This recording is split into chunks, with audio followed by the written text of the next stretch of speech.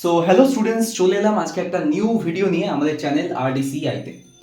তো বলতে বলতে প্রায় মাধ্যমিক পরীক্ষা চলেই এলো। ওকে, তো আজকে হচ্ছে 7ই ফেব্রুয়ারি যখন এই ভিডিওটা আমি রেকর্ড করছি, এবং 8, 9 আর দুদিন বাদেই 10ই ফেব্রুয়ারি থেকে মাধ্যমিক পরীক্ষা শুরু। আশা করি সকলের প্রিপারেশন ভালো চলছে।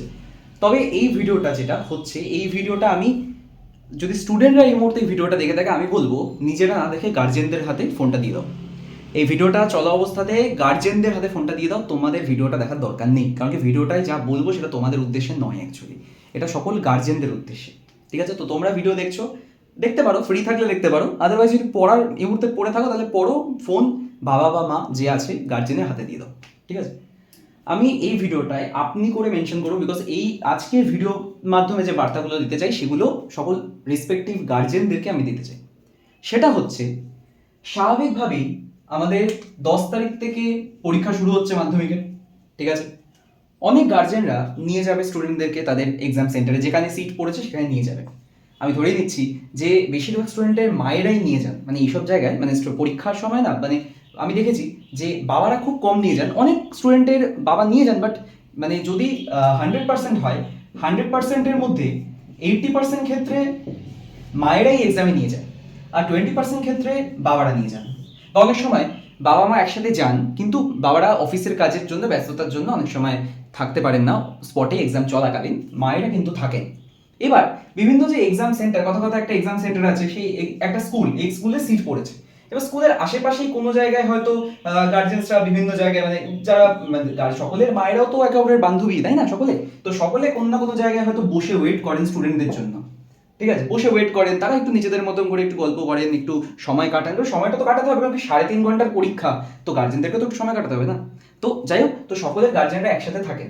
এবার এবার শুরু হয় একটা অদ্ভুত কাজ দেখা যায়। কি কাজ সেটা হচ্ছে, আমি গার্জেনদের উদ্দেশ্যে কিন্তু বলছি কথাগুলো, সেটা হচ্ছে কিছু ছেলে বা মেয়ে, ঠিক আছে, কিছু ছেলে বা মেয়ে যায় গার্জেনদের কাছে, যায় তারা। এবার তারা কিন্তু কোনো স্টুডেন্ট নয় অ্যাকচুয়ালি, তারা বিভিন্ন ইনস্টিটিউশনের প্রমোশন করতে যায়। ওকে, স্পেশালি যেগুলো মানে অতিরিক্ত সতর্ক বার্তা, আজকের এই ভিডিওর মধ্যে দিয়ে আমি কিছু সতর্ক বার্তা দেওয়ার জন্যই ভিডিওটা করছি। কম্পিউটার কোর্স বা কম্পিউটার ট্রেনিং বা স্পোকেন ইংলিশ,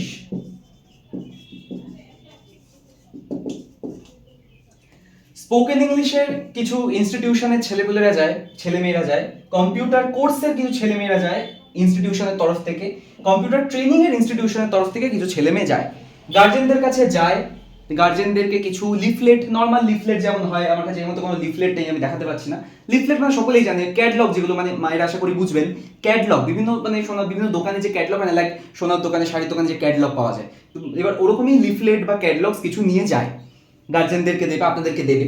ঠিক আছে, দিয়ে বলবে মাধ্যমিকের পরে এই কম্পিউটার ইনস্টিটিউশনে এই কম্পিউটার কোর্স করলে ভবিষ্যতে চাকরি পেতে সুবিধা হবে, ভবিষ্যতে অনেক চাকরি পাওয়া যাবে। ঠিক আছে, বা এটা সরকারি সার্টিফিকেট পাওয়া যাবে, এই সার্টিফিকেটের বিশাল ভ্যালু, এই ধরনের কথাবার্তা বলে প্রচুর কম্পিউটার কোর্সের ইনস্টিটিউশন বা কম্পিউটার ট্রেনিং এর ইনস্টিটিউশন বা স্পোকেন ইংলিশের ইনস্টিটিউশনও আসে ইভেন। আমি এখানে চাইলে নামগুলো লিখতে পারি ইনস্টিটিউশনের, বাট আমি লিখবো না, ফালতু কন্ট্রোভার্সি বাড়বে তাই জন্য, বা একটা ভিডিওকে অন্যভাবে ইউজ করা হতে পারে অনেক ক্ষেত্রে, তাই আমি নাম লিখবো না, আমি জাস্ট বোঝাচ্ছি যেটা হবে। তো কম্পিউটার স্পোকেন ইংলিশ বা কম্পিউটার কোর্স বা কম্পিউটার ট্রেনিং এর ইনস্টিটিউশনের প্রচুর, এইটা দুটো তো যাবেই, এই দুটো তো যাবেই আপনাদের কাছে, সকল গার্জেনদের উদ্দেশ্যে বলছি যাবেই। বাবারা তো হয়তো নাও থাকতে পারে, বাবারা অফিসের কাছে বেরিয়ে গেলেন, মায়েরা যারা বসে থাকবেন ওখানে, ধরো একসাথে কাকিমারা বসে থাকেন, স্কুলেও নিতে গেলে আপনারা বসে, অনেক সময় বসে থাকেন, সেক্ষেত্রে স্কুলে কি কজন আর বসে, ছুটির সময় তো সবাই হুড়ুর করে বেরিয়ে যায়, চলে যায়, কিন্তু পরীক্ষার সময় ওই 3.5 ঘন্টা যে আপনারা বসবেন, ওই টাইমটা হচ্ছে এদের টাইম। এই টাইমে এরা আসবে এবং আপনাদেরকে বিভিন্ন লিফলেট দেবে, কার্ড দেবে, বিভিন্ন টিচারের অ্যাডভার্টাইজমেন্টের জিনিস দিতে পারে। ঠিক আছে, এবার সাথে সাথে একটা জিনিস নেবে, সেটা কি ফোন নাম্বারটা, আপনাদের ফোন নাম্বারটা চাইবে, যে আপনারা ফোন নাম্বারটা দিন এবং আমরা আপনাদের সাথে কন্ট্যাক্ট করে নেবো। অনেকে ফোন নাম্বার দিয়েও দেয়, আবার অনেকে দিতে চায় না, প্রাইভেসি ইস্যু।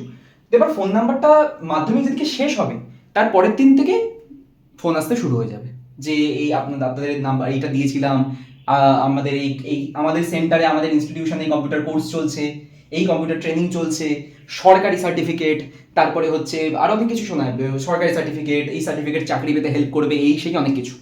আচ্ছা, এবার একটা কটু বাস্তব আমি বলি, একটা ডিগ্রি হয়, অনেকেই জানে, বিটেক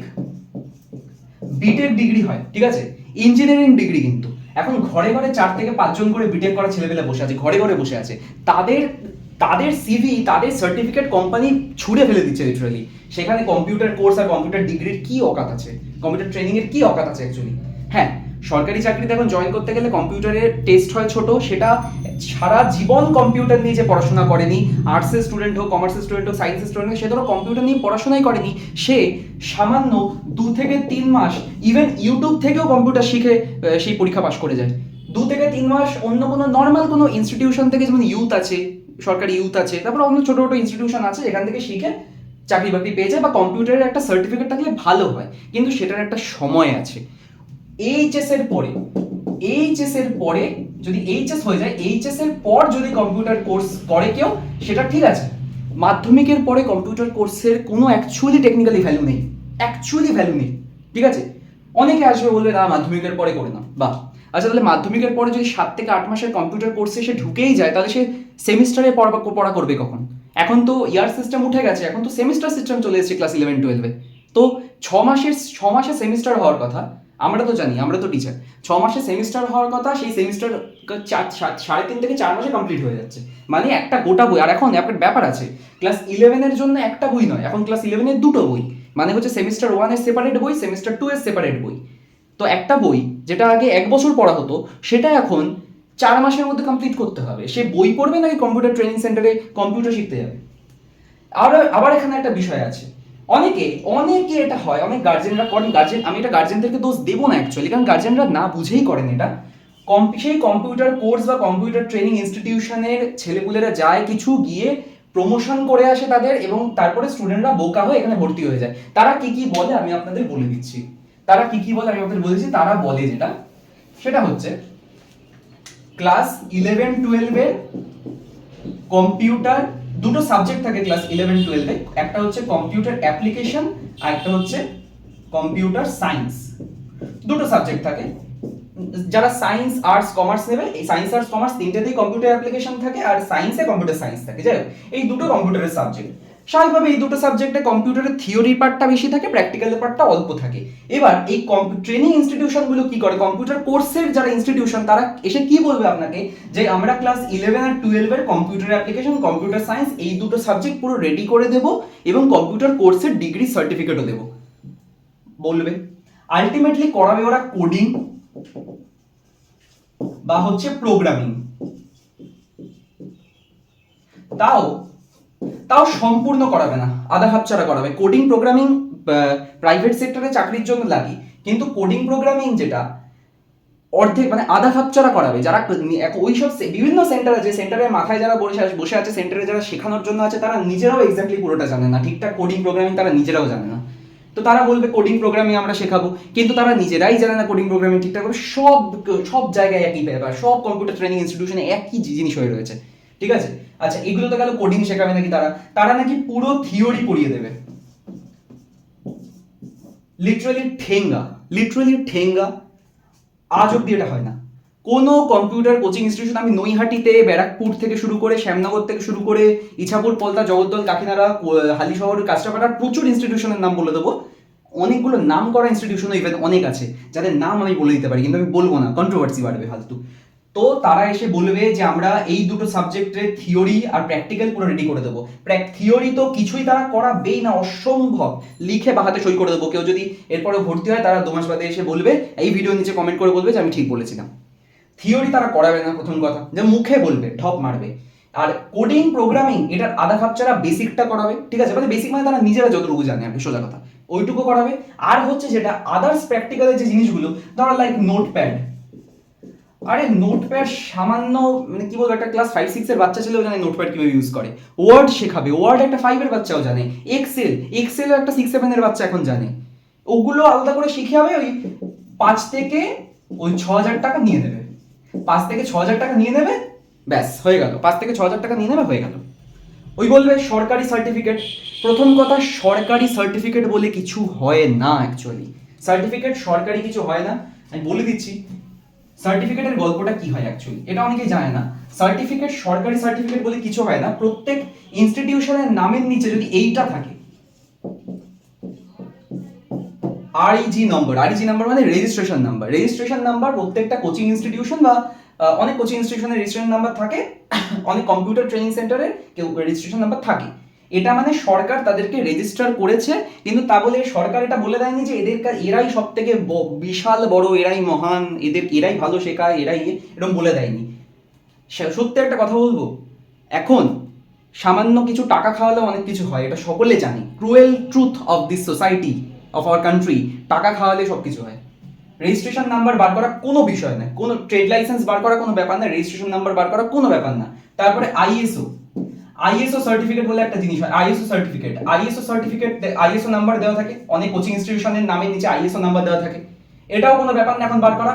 এমএসএমই সার্টিফিকেট, অনেকে বলে এমএসএমই সার্টিফিকেট বিশাল বড় ব্যাপার। হ্যাঁ অবশ্যই, এমএসএমই আর আইএসও থাকলে আর রেজিস্ট্রেশন নাম্বার থাকলে সেই সার্টিফিকেটের ভ্যালু আছে, কিন্তু এগুলো বার করা এখন কোনো ব্যাপারই না, এখন অ্যাকচুয়ালি কোনো ব্যাপারই না এগুলো বার করা। যাই হোক, মোট কথা এগুলো বিষয় নয়, সে তো কখনো আমার ইনস্টিটিউশনেরও থাকতে পারে, সেক্ষেত্রে তখন কাউন্টার হতে পারে। কিন্তু একটা কথা আমি বলতে চাই যে মাধ্যমিক পরীক্ষার পরে কম্পিউটার কোর্সে ভর্তি হওয়া মানে পুরোপুরি টাকার ওয়েস্টেজ, আর সেখানে কিন্তু আলটিমেটলি কিছু শিখবে না। আর আরেকটা বড় বিষয় আছে, যদি কোনো স্টুডেন্টের কথার কথা ল্যাপটপ, আমি মনে করছি যে বেশিরভাগ হচ্ছে মধ্যবিত্ত পরিবার থেকে বিলং করছে, বেশিরভাগ গার্জেন্স বা স্টুডেন্ট যারা মধ্যবিত্ত পরিবার থেকে বিলং করছে, নিম্ন মধ্যবিত্ত, আমি বলছি নিম্ন মধ্যবিত্ত পরিবারে স্টুডেন্টদের পার্সোনাল ল্যাপটপ বা ডেস্কটপ আছে বলে আমি মনে করি না। মোবাইল হয়তো আছে, ল্যাপটপ বা ডেস্কটপ অনেকের নেই। হয়তো অনেকে ভিডিও দেখে বলবে না না আমার তো আছে, আরে তোমার আছে, অনেকের নেই। যদি মাধ্যমিক স্তরে ধরা হয়, মাধ্যমিক স্তরে প্রত্যেক 100টার মধ্যে কিন্তু 80 থেকে 85টা স্টুডেন্টের, মাধ্যমিক স্তরে বলেছি, ল্যাপটপ বা ডেস্কটপ কিন্তু নেই। হ্যাঁ, উচ্চ মাধ্যমিকের পরে কলেজে ওঠার সময় অনেক সময় ল্যাপটপ লাগে। অ্যাকচুয়ালি ল্যাপটপ যারা টেকনিক্যাল পড়াশোনা করবে তাদের ল্যাপটপ লাগবেই, যারা নর্মাল লাইনে যাবে তাদেরও ল্যাপটপ লাগে, কিন্তু ল্যাপটপ ডেস্কটপ এগুলো লাগে, এইচএস এর পরে লাগে, সব থেকে বড় সত্যি কথা যেটা। এবার মাধ্যমিক লেভেলে কিন্তু আলটিমেটলি অনেকের কাছে নেই ল্যাপটপ ডেস্কটপ, তো তারা যদি কম্পিউটার ট্রেনিং সেন্টারে বা কম্পিউটার কোর্সের যে সেন্টার, সেখানে যদি কিছু কম্পিউটার শিখেও বাড়িতে এসে সে প্র্যাকটিসটা করবে কোথায়? প্র্যাকটিস না করলে তো এমনি ভুলে যাবে, যেটা স্কুলের ক্ষেত্রে আমাদের হতো। ক্লাস 5, 6, 7 আমরা স্কুলে হয়তো ল্যাবে কম্পিউটার কিছু শিখছি, বাড়িতে এসে তো প্র্যাকটিসই করতাম না, প্র্যাকটিস না করার ফলে তো আমরা সবকিছুই ভুলে গেছি, একদম কটু বাস্তব যেটা। স্কুলে হয়তো কম্পিউটার ফিস আমরা দিতাম, কিন্তু আলটিমেটলি স্কুলে আমরা শিখছি, ঠিক আছে, স্কুল শেখাচ্ছে, কিন্তু বাড়িতে এসে তো প্র্যাকটিস করছি না, প্র্যাকটিস না করার পরে তো ভুলে যাচ্ছি। সপ্তাহে 1টা বা 2টো করে কম্পিউটার ল্যাবের ক্লাস থাকতো, সিম্পল। আজও তাই, আজও একই সিস্টেমে চলছে সবটাই। এই হচ্ছে বিষয় আলটিমেটলি।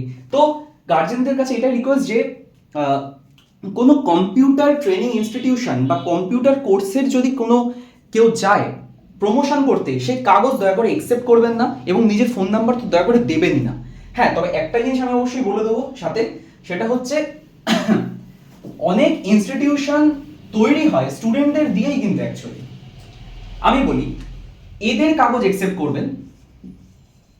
কোচিং ইনস্টিটিউশন যেগুলো, আমার নিজের বিশাল কোচিং ইনস্টিটিউশন আছে, যেটা আরডিসিআই দিয়েই রয়েছে। তবে আমি এই ক্যাটলগ বা লিফলেট প্রমোশনের পথে এই বছরে হাঁটছি না আমি কোনোভাবে, বা আমি এটা করি না, এই পন্থায় আমি বিশ্বাসী নই। আমি মনে করি যে টিচারকে স্টুডেন্টরা চেনে, যে টিচারকে স্টুডেন্টরা ভালোবাসে, যে টিচারের পড়ানোর মেথড স্টুডেন্টরা জানে, পছন্দ করে, সেই টিচারের কাছে সেই স্টুডেন্টরা এমনি আসে, সেই ইনস্টিটিউশন এমনি স্টুডেন্ট দিয়ে ভরে যাবে। আমি এই পন্থায় বিশ্বাস করি, ব্যাস। আমি এক্সট্রা প্রমোশন, এক্সট্রা অ্যাডভার্টাইজমেন্টে বিশ্বাস করি না, সিম্পল কথা। অনেক কোচিং ইনস্টিটিউশন করে, তাদের ব্যক্তিগত বিষয় সেটা, অনেকে লোক দেখায়, আমি সেটা করি না, আমার সেটা পোষায় না, সোজা কথা।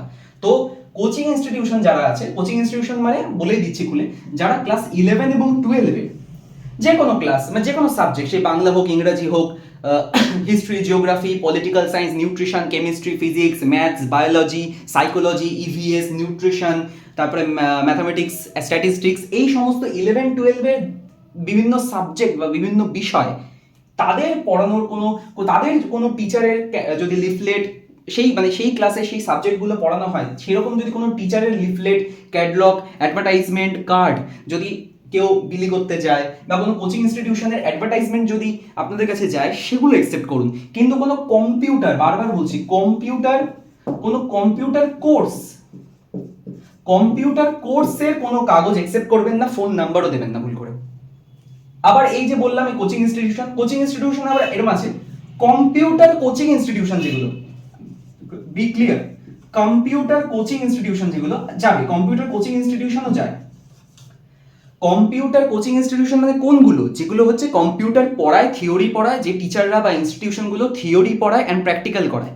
আমি একটা এই শব্দটা আমি আপনাদের স্পেসিফিক ক্লিয়ার করে দিচ্ছি। কেউ যদি গিয়ে বলে কম্পিউটার কোর্সের জন্য এসেছি, direct reject, don't accept the papers. আর যদি দেখে তাও যদি কনফিউশন হয়, যদি দেখেন কম্পিউটারের সাথে কোনো সাবজেক্ট আছে লাইক হিস্ট্রি, পলিটিক্যাল সায়েন্স, 11-12 কোনো সাবজেক্ট আছে, উচ্চ মাধ্যমিকের পড়াশোনা নিয়ে কিছু লেখা আছে, অ্যাকসেপ্ট করুন, ফোন নাম্বার দিন। কিন্তু কম্পিউটার কোর্স বা কম্পিউটার ট্রেনিং পার্টিকুলারলি যদি কোনো কাগজ বা কেউ যদি যায়, ডোন্ট অ্যাকসেপ্ট দোজ।